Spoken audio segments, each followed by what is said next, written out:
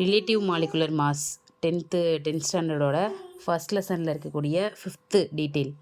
Relative molecular மாஸோட டெஃபினேஷனை நிறைய பேர் தப்பாக எழுதுறீங்க. ஃபஸ்ட்டு இதை ஃபார்முலா மாதிரி மாற்றிக்கோங்க. இந்த மாதிரி டெஃபினேஷன் வந்ததுனாலே அதை முதல்ல நீங்கள் ஒரு ஃபார்முலாவாக கன்வெர்ட் பண்ணிக்கோங்க. அதுக்கப்புறம் அதை அதுலேருந்து ஸ்டேட்மெண்ட்டை கொண்டு வாங்க. அது ரொம்ப ஈஸியாக இருக்கும் உங்களுக்கு. இப்போ relative molecular mass equal to mass of one molecule of the gas divided by mass of one atom of hydrogen. இதை அப்படியே நம்ம கைடில் பார்ப்போம் டெஃபினேஷனை.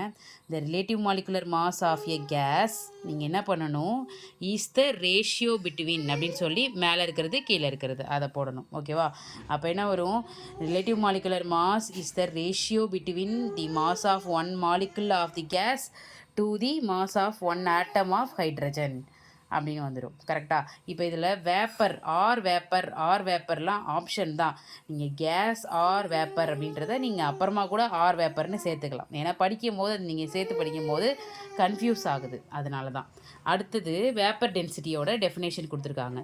Vapour density equal to mass of a given volume of gas divide by mass of same volume of hydrogen.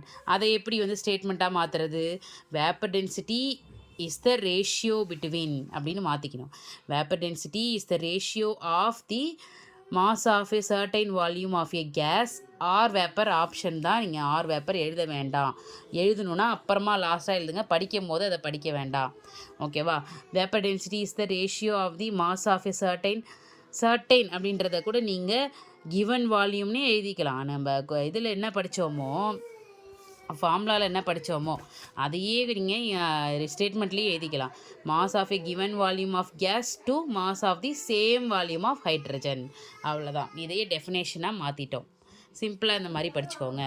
அடுத்தது vapour density at STP. Vapor density at STP equal to mass of n molecule of a gas divided by mass of n molecule of hydrogen.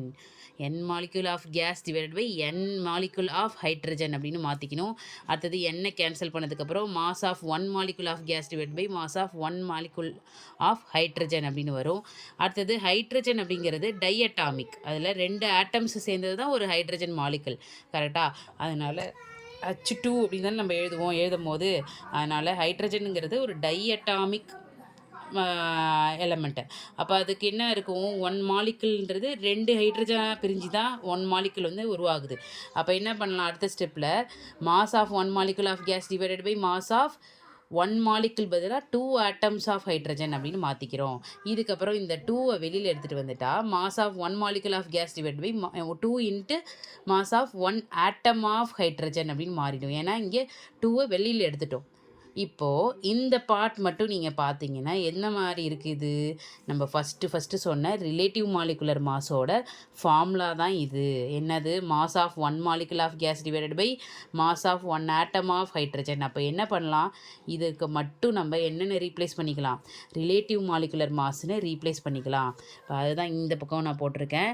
Vapour density equal to இந்த பார்ட்டை மட்டும் எடுத்துட்டோம். Relative molecular mass divided by 2. இந்த 2 இங்கே போய் multiply ஆச்சுன்னா 2 into vapour density equal to relative molecular mass. Relative molecular mass equal to 2 into vapour density. That's it.